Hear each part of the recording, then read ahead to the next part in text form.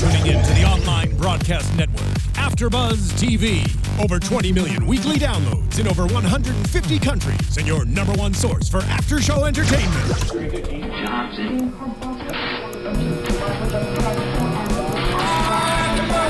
AFTERBUZZ TV, the destination for TV superfans, producing after-shows for over 300 of your favorite TV shows, interviewing celebrities and showrunners, and bringing you behind-the-scenes exclusives. All thanks to E! Entertainment's Maria Menounos, producer Kevin Undergaro, and internet leader Akamai. Now, let the buzz begin! Hello, everybody. Welcome back to AfterBuzz TV. We are here talking about your favorite show on television, The Originals, Season 2, Episode 6, Wheel Inside the Wheel. I am your host, Roxy Striar. I'm stuck on you, T. Oh.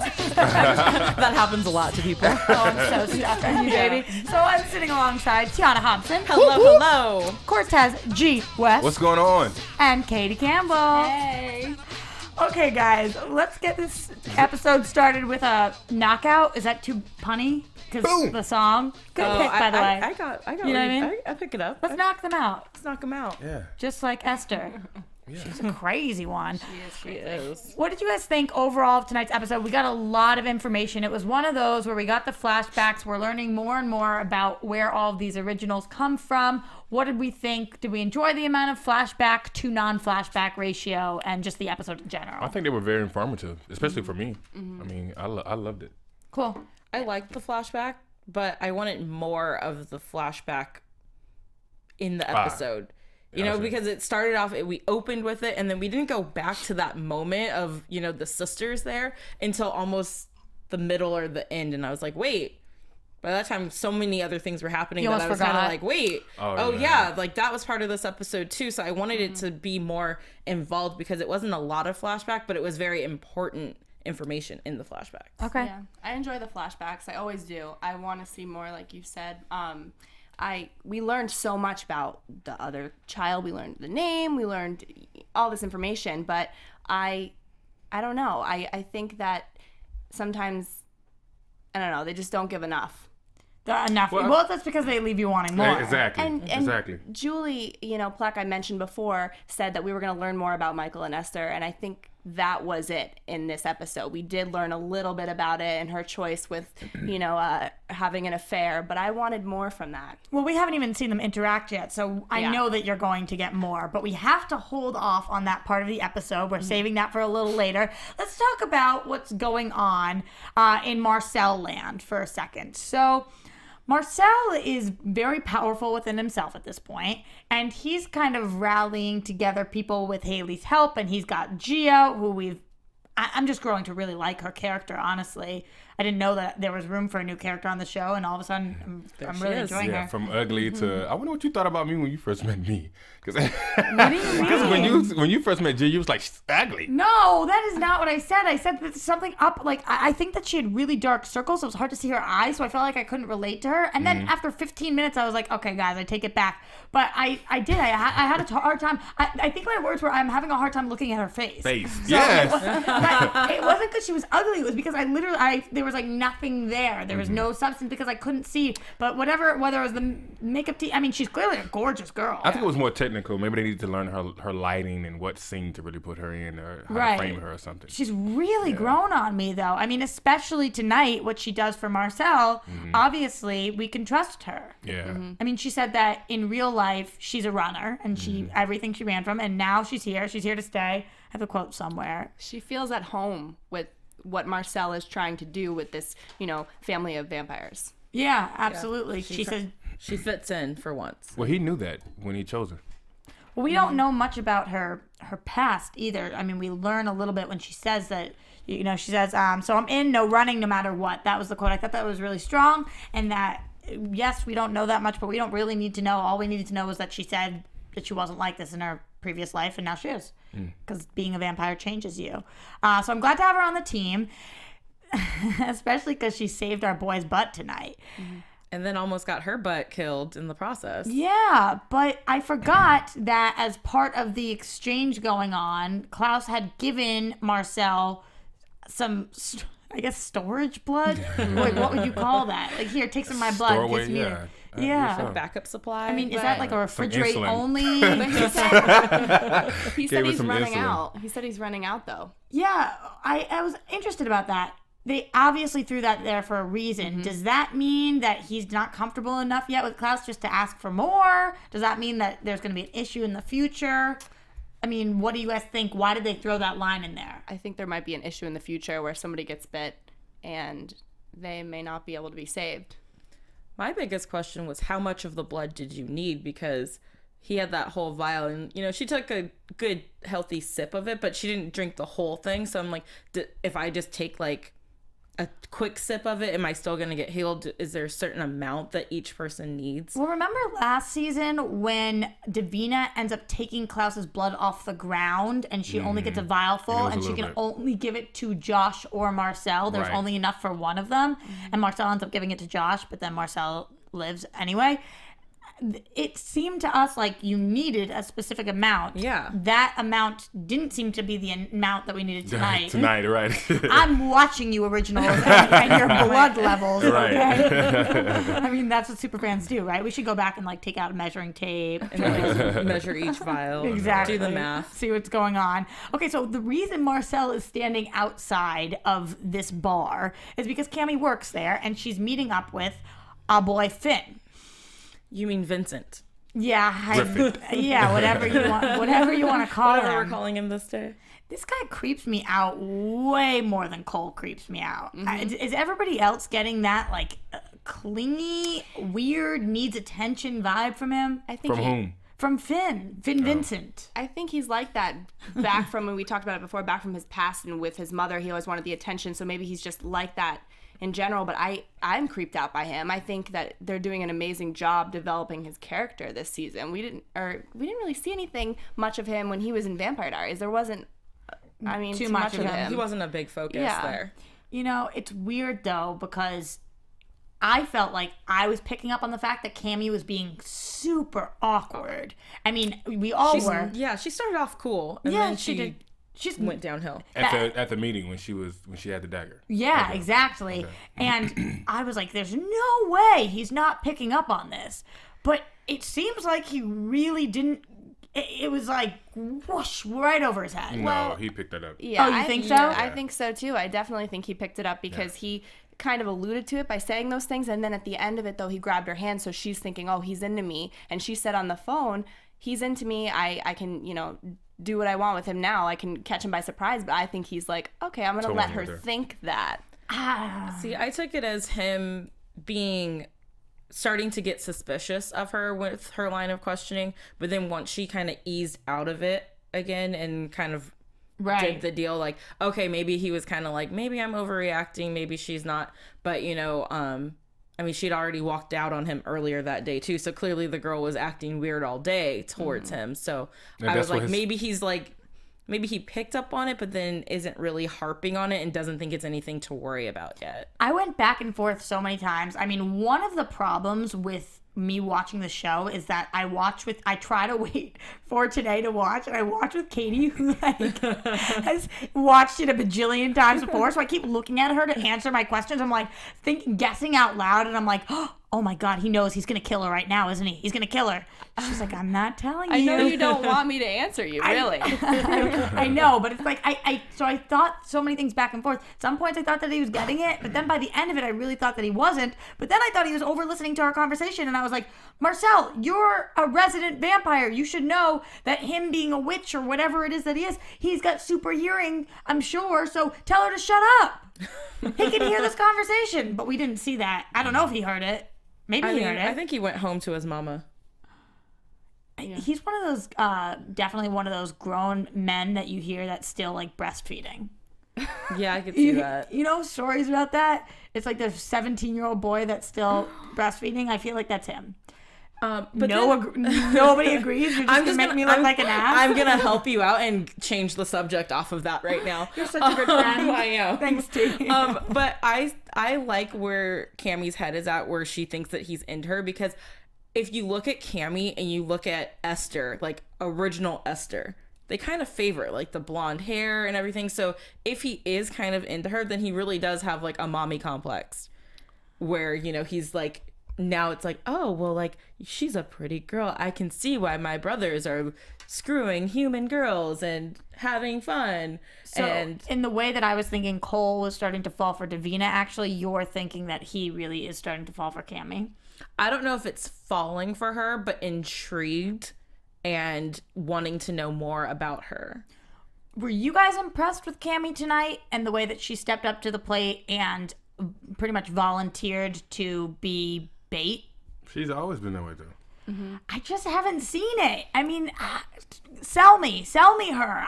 I'm just getting. I don't know. Maybe I get riled up. I don't feel like we have to sell you on Cammie, because Cammie is very imperative to like this show. I really think that she's gonna do something to show you guys, and it's gonna be like a wow factor. She is, and she said this is her family legacy, to make sure that these things go on, all that stuff that's in, you know, that one room. So I think she is gonna bring something to the table. I love Cammie. I'm glad we're bringing the room back into it, though.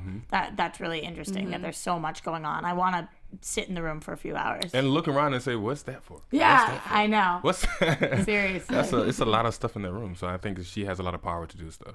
T, you have a face. I know your face. Yeah, she made my face. You She don't- made that you face don't when I know said my that. face. Oh, I know her face. But you know my life. I don't. I haven't figured out how to put it into words yet of my feelings about Cammie. Okay. In this episode in particular, I liked that she was willing to go out there and do that, but at the same time, I'm like, it wasn't that impressive to me because I don't feel like she's really in the fight. I don't know what side she's really there for besides her own side, which could go either way right now. Like, I know she doesn't want Klaus's mom to win, but I'm talking about all the other sides that are going on within here. There's still, like, you know, you have, like, the witches and the vampires and the wolves. And then there's inner feuds between all of these groups. And then even inner feuds within the vampires, they're feuding. Within the wolves, they're feuding. And I don't know where she stands on any of this and how involved she actually wants to be in it.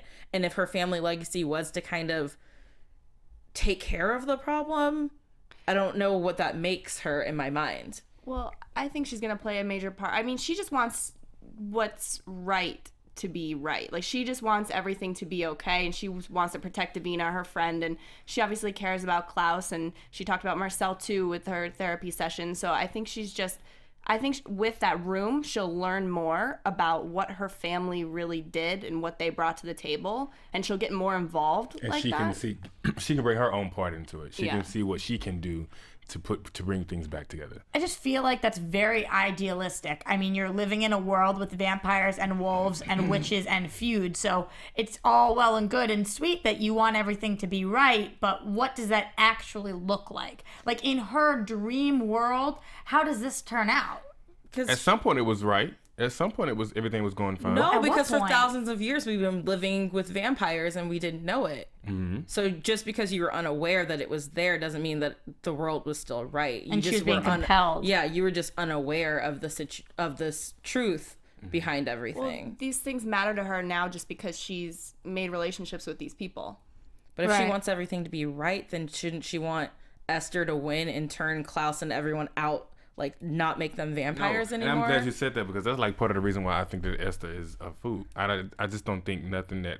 You I don't think she's what? A fool. I don't Oh, like... she's a fool. Yeah, everything that she's done, I have not grasped on to believe in it yet. Yeah, well, I mean, I got my own reasons about Crazy Esther, too, but I'm just saying, like, in Cammie's mind, if she wants everything to go back to, you know, the world that, you know, is pure, you know, a better place. There's no where going it's safer. Like, there's no going back unless you let Esther make Klaus and Elijah and her whole family not vampires anymore. Then there's still witches and there's still werewolves. So I don't think she's trying to eliminate like Esther is. She's just trying to have peace, but mainly protect her friends, and she's trying to figure out where she stands and where she is in all of it. All right, let's talk about her position in all of this, because I know that you guys at home have been unbelievable about keeping up with us on Twitter, YouTube, iTunes, and letting us know what you guys are thinking, especially about relationships on this show. It's a huge point of discussion. I'll be at work and I'm like, Yeah. I know. You have to put it down because it like consumes your whole day if you start thinking about all the couples on this show. Like I was saying off air, unlike Vampire Diaries where you are Stelena or you are Delena, this show, you can go in so many different directions. Mm-hmm. All four of us have different opinions. Sam, who also comes and sits on our panel a lot of times, has different opinions. We just don't know. Her is crazy. Yeah. Said I'm going, girl Sam. That last one you said last week. No, but she's amazing, and that's why the show is amazing. But one of the couples that people seem to love or hate is Clammy. What is it, Klaus? Clammy, Chlamydia. Oh, he said it. So I mean, don't blow up my Twitter because he said that.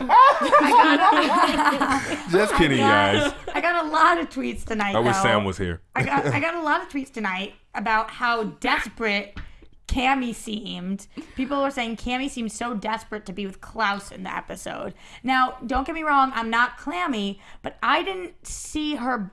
I kind of felt her being desperate, but then I was like, no, I just think she's being awkward because she isn't good at this lying thing yet. No, she needs to stay close to Klaus in order to find Elijah, to know that Elijah is okay. She needs to make sure that Klaus is okay. Elijah is taken somewhere. So you're clammy. Wait. No, I'm not. Clammy is Klaus and Cammy. Wait, I thought you were talking about Haley. Yeah, that's why, because you went down Haley's storyline, so I was like, guys, this does not make sense. No, I was listening to you, but I'm a little confused. No, we're still talking about Cammy. Talking about people who are clammy fans. About the desperation and her being obsessed with him, I don't see that because I think there's obviously a connection between them that Cammy fans like, and you don't have to like them, but there's a connection there, and she makes him vulnerable. I've said it multiple times, so it's not as though she's obsessed with this guy who doesn't know about her or doesn't care about her, or she cares about him because they've had these connections. Mm-hmm. Okay, so I think that's what we see from her. I think what happens with Klaus in general is that, for as horrible as a person as he is, every once in a while he will give you that glimmer and that and show you the man that he truly can be. Mm-hmm. And Cammy has seen that from him out of the mercy that he's given towards her and all that stuff from last season. So I think that when she sees this, when she's talking about him and being the psychiatrist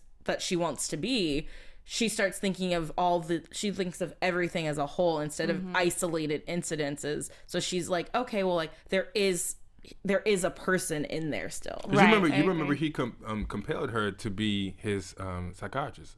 Well, write his memoir. Exactly. Mm-hmm. Yeah. So it does seem right now, though, like there are. I'm using the word couple not as in relationship, but two people. The power couple right now is Haley and Klaus, because Haley is kind of like, all right, I'm going to go take care of the wolves. And Klaus is like, all right, I'm going to go get back my brother. So they're on team get things done. Mm-hmm. And then everybody else kind of falls under their umbrella. Haley's the one who approaches Marcel, and Klaus is the one who is with Esther all episode. So I got to say, people are talking about how, yes, we're not there yet, but clearly will happen. And I do think that Klaus and Haley are both on equal levels of power right now. They're both hybrids. Neither one can really hold anything over the other one. They both share a secret and a child. So I get what people are saying when they see maybe a future. But I gotta say, I didn't see the sparks this episode. I mean, there was that scene, I know you got tweets about, when Klaus was trying to go change his shirt and it looked like Haley was trying to go with him. In that moment, I was just kind of like, Haley, I didn't see that. I was like, what's happening right now? He's gonna close his bedroom door and you're trying to walk in there. But I think that they both make, I don't know what the correct term is, but googly eyes towards each other. But I also feel like it's an actor's choice to give us those moments, to give the hint, because I don't think we're ever really going to see Klaus tied down to any one person. Do you think maybe they're reading the comments and like kind of feeding into what the fans want? I think that sometimes you do, and I think that, you know, that is one way that things could go. At any moment, we could take a hard right and go down that lane. Here's what but I right will now, say. I think that we're staying straight with them, and we're not going either direction. Yeah, here's what I will say about Claylee fans. They seem to be people who are endgame. They are all talking endgame. They're not talking about right now. None of them are like, oh, it looks like they're about to go hook up right this second. They're all saying, we think they will make a great couple down the line. So this is something, we're only in season 2. If we do get to a season 6, a season 7, you know, we bring it to where Vampire Diaries has gone, then things really, this is a kind of a slow build that we're working on. I don't think for either of those characters and everything that's going on in their lives, that's not a concern for them who they're being with, because we got the parents back, we got Elijah, you know, he was taken away for so many episodes. Their baby is gone. Yeah. No one is talking about love and having sex right now. Yeah. Right. That's a good point. It's not a concern of theirs. Yeah. And what is a concern of Haley's right now isn't even going to get her other lover, Elijah, back. It's going to deal with Wolfland. All right. Finally, the question of the season for me, I'm like, where's the alpha? Where's Jax? Where is he? What's going on? Thank you. Thank you. Yeah, thank you. Finally, he's back. Whatever. What do you mean? Y'all was saying thank you because y'all wanted to see him. That's all. Y'all just wanted to see him. No, I will say this. Well, that too. That is very correct. But season 1, even when Haley was kind of like learning that, you know, she kind of had a betrothed person already, Yeah. and then she's pregnant with Klaus's child, and then having like feelings for Klaus's brother, you know, it was like this whole weird triangle thing. She's just confused. Hey, sometimes brothers are just hot and you can't pick one. TBD. That's on the spirits. Yeah. So I'm just saying there's that whole triangle, and I always liked her with Jax. Yeah, I feel you, dude. I just agree. felt like, you know, she never really had any wolf roots growing up, and like here's someone who like knows it and he gets it, and even despite you being married with a vampire's child, he still was like, yo, you still in? Because Yeah. No, but he wasn't I want pushy. He you. wasn't He wasn't pushy either, pushy. though. He like knew she had her own stuff, and he just kind of informed her, like, just so you know, we're supposed to get married. yeah, just letting you know. I wouldn't be opposed if it ended up going that way. Yeah. Yeah, I I like could that too. I could see that happening. I would like to see it go there before we got to like her and a Klaus thing. if we ever got If we there. ever got there. So Haley goes to Jax to try to get him to come back and be alpha and save Oliver, who I guess we're BFFs with now. Let's just call him Ollie. Ollie.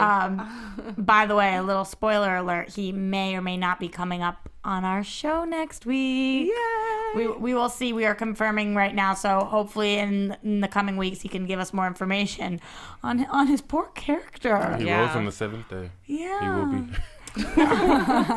It was really, really sad actually to watch this happen though. I mean, finally Haley can't get Jax to be on the team, but she does get Ansel.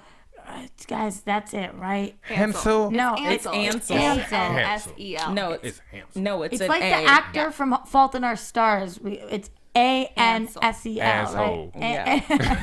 Asshole. It's like Meet the Fockers. Meet the Fockers, yeah. Ansel. I will say all of my notes say Hansel because that's what I thought they were saying, and then And Gretel. Then fine. yeah, I was like So, Hansel and Gretel. I'm loving this character even before I knew what he was. So Yeah. he's just on team. You know, he's like He's on Team Wolf. and it wasn't he like is. it wasn't like Jax was like, oh, you shouldn't do this, and he was like, all right, dude, I won't do it. He just kind of makes his own decisions and then goes about them and has a backbone. Yeah. Cool. Yeah. I like him, and I'm kind of upset how Klaus is acting towards him. I think it's because he It's says valid though. because he wasn't in his life, but at the same time, I mean, when you see that when Michael found out who he was, he did kill him. So Right. that's what Esther was trying to protect him. So I definitely I do agree that Klaus is being very harsh, but in the way that the show took place tonight, we were strung along for so long. I kind of want to like what happened there? Are we on Team Ansel because we met him not as Klaus's dad first? You know what I mean? Because to me he seemed like such a good guy, and then I was on his team, and then later on we got to him being Klaus's dad. I was on his team before I knew he was this guy who birthed the person on the show that we love. Well, let me say this. I kind of feel like Klaus knows something or feels something, because even after Esther told him the story about his father and why she kept him away from his father, I kind of feel like there's something that's missing. There's something more to that story, because even after, let's go in real life. If you find out something about your father and you meet your father, I don't think you would be that rebellious to your father. Well, he had just seen. I mean, I agree with you that there's something there's more that we don't know. But he had just seen his mom conjure up an image of his brother, so he knows he's capable. She's capable of doing that. So I think he really, at this point, is in disbelief that this is his actual father. Well, no, because in the preview, when the show goes off, he's aggressive with him again. Right. So I want them to be a team. I don't think he thinks that this is his dad. And I think that he thinks if it is his dad, that his dad should have fought to be his father. That's what I think he's thinking right now. I think he's mad at his dad for giving up and not coming and taking charge and like taking Klaus out of the environment he had to grow up in, because Klaus's environment, you know, with a father that never loved him and, you know, always treated him so horribly, when he knows that now that he had a real father out there who would have embraced him and taken him as his own. Like, Klaus's childhood didn't have to be the way it was. Klaus wouldn't be the man that he is, like, so angry and upset with life if, I think he's thinking, if his father had taken him to be with the wolves. Go ahead, Katie. Well, there was only a short amount of time, right, from when Klaus did find out that Michael wasn't his real dad. We saw like that the same day, and then the death of his real father. That was the same day. Yeah, because they found out like at the same time, and Michael killed him before Klaus even got to him. I feel like, you know, you have to start to ask yourself, what would Klaus actually have been like if he was raised in a loving, nurturing home? Alternate universe episode! Like from Friends? Yes. Oh my God. Like we go back in time. Klaus gets to go with the wolves, and we see how life would be so different. That's crazy. There might not be vampires. I think it would be boring. But there would be something else that was like, there would be something else out there. I'm just saying. You're so optimistic. Let's just see what would happen, guys. Let's see what would happen. Maybe we should make a play and reenact it for you guys. Would you like that? They're like, no, never. I'm Marcel. Don't do that. All right. So yes, we are talking a little bit about Klaus, but I want to make sure we go back to what happens with Jax and Oliver and that whole situation, because I want to get your guys' opinion on whether you think Oliver's dying speech, I mean, he commits the rest of the wolves to basically let him walk scot-free. He's like, who are we if we kill each other? And then he ends up dying anyway, but his dying words are... Go ahead. I want to say about that, when he was talking to the wolves, Aiden was looking at Haley in that way, and I think they knew mutually that Aiden is on Haley's side, and he wasn't going to attack. He just had to have that whole, you know, front of this, yeah, I'm coming after you, but I'm really not going to. But then he came back at her pretty hard, so I don't know. I mean, yes, she helped out with his little brother, and yes, there's kind of mutual respect there, but he's kind of acting as the alpha right now. I think he might have. I think his act was... I think the look was, Haley, please don't make me have to do this. Yeah, yeah. It was like, you know... It wasn't, I'm not going to do this. It was, I don't want it. It's like, hey, guys, I can't blow my cover now because, you know, Ollie's already blown his for this whole movement. So I can't blow my cover, and you're kind of leaving me without a choice. I don't think he was on team as much as Ollie was at this point either, though. No, but yeah, I agree with you. I agree with you. But, I mean, he does. Aiden lets him go through, and then only for Oliver to die. But his dying words are, Jax, you're the alpha. You're the alpha. It's got to be you. And then it was gruesome after that. I wrote, witches are horrible with how they kill people. Oh my gosh. Like, you guys remember how they killed Genevieve too? Yeah. And it was like that with the blood out of the eyes. There's something about the blood out of the eyes, man. That's just not natural. I feel like you wouldn't be able to see. I think that him saying that to Jackson and him dying, I think that's going to make Jackson want to be the alpha. I think he will. And I also think it's interesting to see Oliver, the way he was last season, and then, you know, the beginning of the season, and he's just changing, and he was a good person right when he died. Yeah. Well, because he knows he's about to die for one, but still, it's just a simple fact that he knew that he needed to say that. He said that. He said, I need to say this to you. you need to hear this. Yeah, I think that he had started changing a little bit before that, you know, because he was helping people out. But it is true, when you are about to die, you're like, all right, if I got to pick team good or bad, I guess I'll go good. Because I want to go there. Yeah. And I think that it also just shows that there is always only one alpha, and we saw last season Ollie trying to take that. Yes, And man. now And Aiden trying to. Yeah, a little. and him realizing, look, I tried and I failed because it's not what I was destined to be. Exactly. And this is what Jax is destined to be, is the alpha. So the only way for the wolves to get back on the right track is for their leader to come back to them. Right, Yeah. with his woman by his side, which would be Haley. I mean, if we're talking destiny here, if that's the direction we're going, if he's destined to be alpha, then what would be the terminology? Do you think they She's were really destined to be alpha? Beta? But beta would be below. Oh, I just What's thought they next to alpha? Alpha female and alpha male. Oh, we'll go with that. We'll go with that. Do you think they'll really be receptive to Haley though, as a hybrid?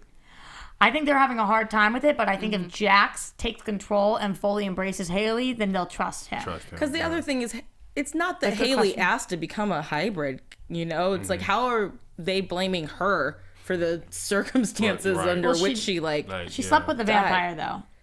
She did sleep with a vampire, and I think that a lot of the wolves wouldn't do that. that's true.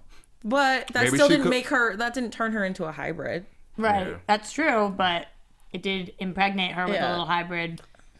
She Thing. still Hybrid cares witch. about her wolf people. Yeah. Because that's Yeah. where her roots are. She's always going to put the wolves ahead of the vampires because that is her family. She just became a vampire. Why would she care about them as much?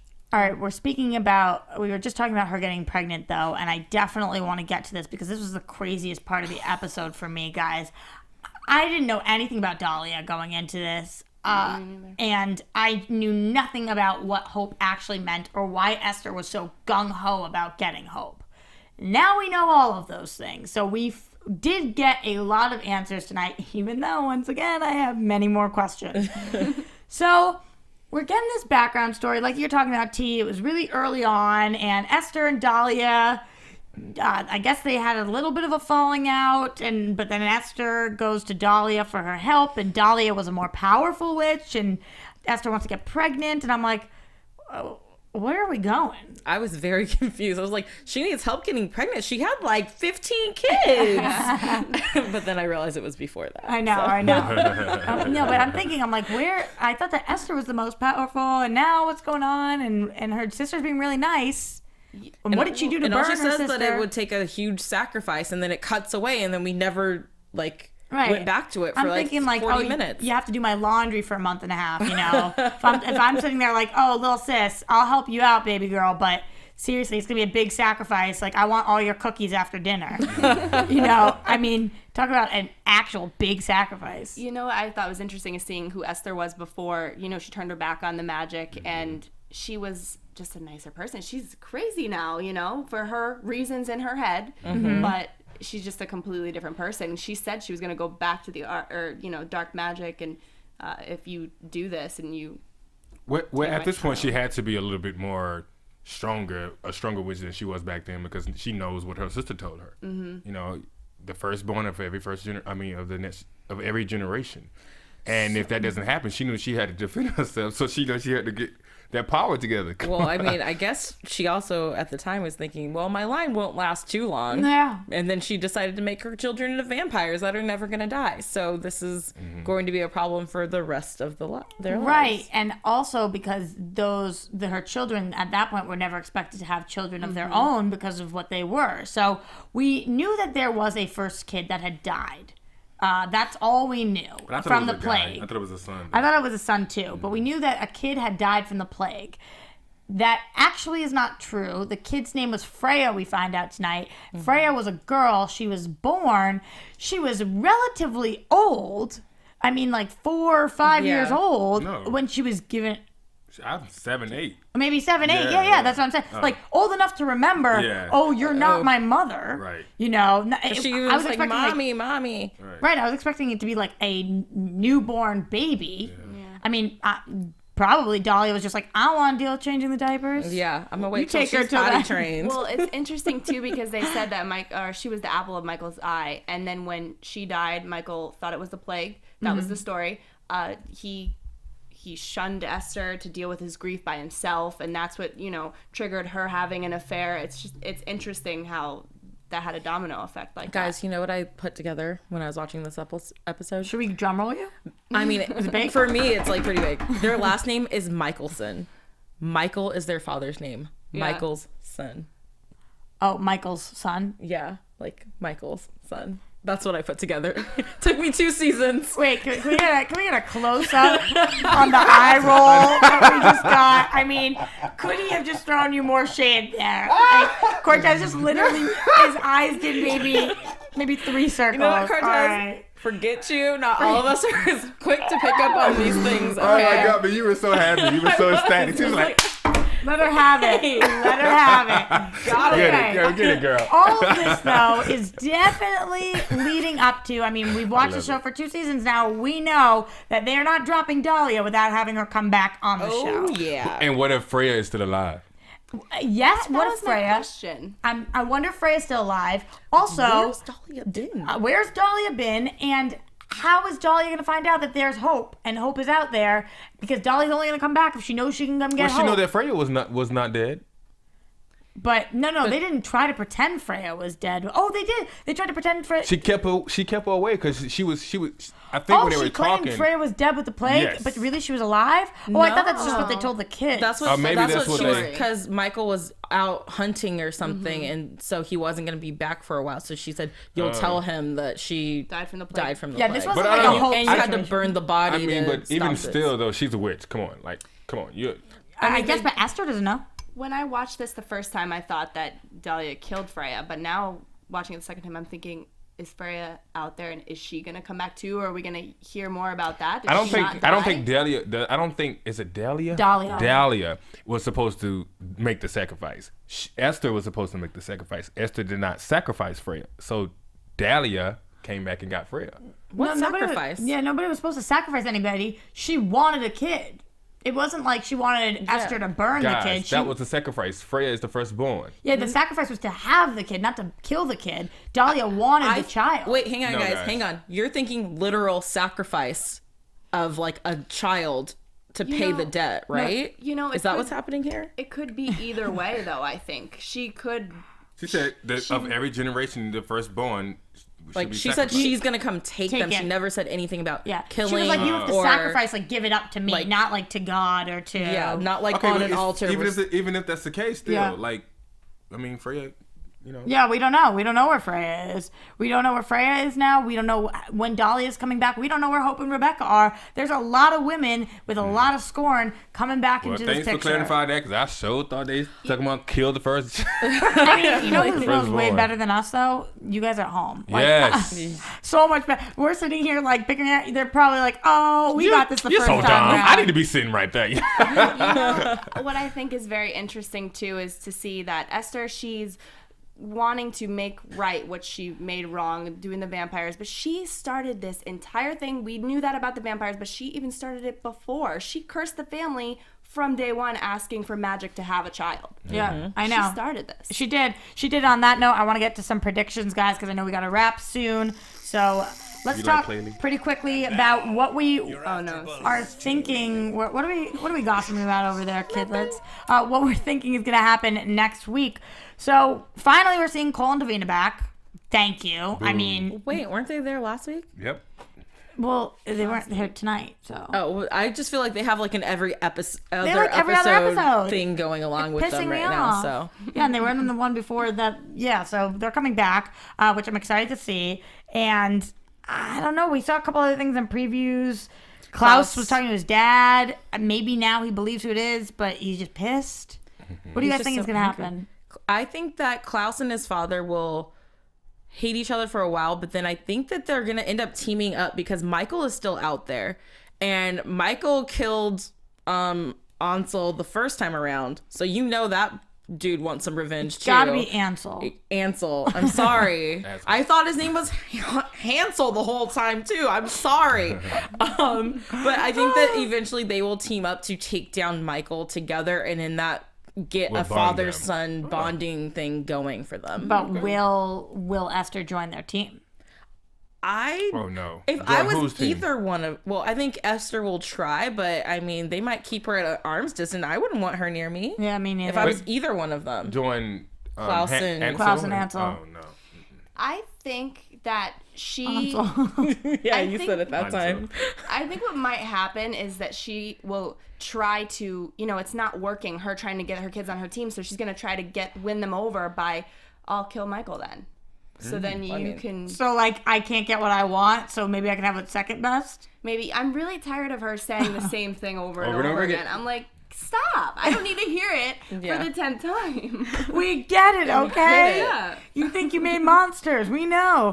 Okay, You did, but and you we love also it. You make birthed great them. TV. Yeah, they could have turned out to be monsters even if they weren't monsters. Very true. You raised them. Okay, That's guys. on you, Esther. So this episode was insane. I know you guys at home are going to be wanting to talk to my amazing panel here throughout the week to tell them all of your unbelievable theories and relationship predictions. So, guys, where can we find you? Starting with Tiona. I am on Twitter and Instagram at the Tiona Hobson. Cortez. You can find me on all social media. I was just texting back Valencia. Hey, girl. Cortez G West on all the social medias. Katie? You can find me on Twitter at Katie Campbell. That's Katie with 3 E's, and Instagram at Katie Campbell 13. And you can find me at Roxy Striar. You can find us at AfterBuzz TV or AfterBuzzTV.com. Always go to iTunes and YouTube. Rate, comment, subscribe. We respond to every single thing. We read all the stuff you guys are saying. We love it. You guys are the reason we are here. Thank you so much. Until next week. I'm gonna knock you out. Ooh. Oh. From executive producers Maria Menounos, Kevin Undergaro, Phil Svitek, and the entire AfterBuzz TV staff, we would like to thank you for listening to the AfterBuzz TV network. To watch or listen to other after shows and post comments or questions, be sure to visit AfterBuzzTV.com. I'm Sir Richard Wentworth, and this has been a presentation of AfterBuzz TV. Buzz you later.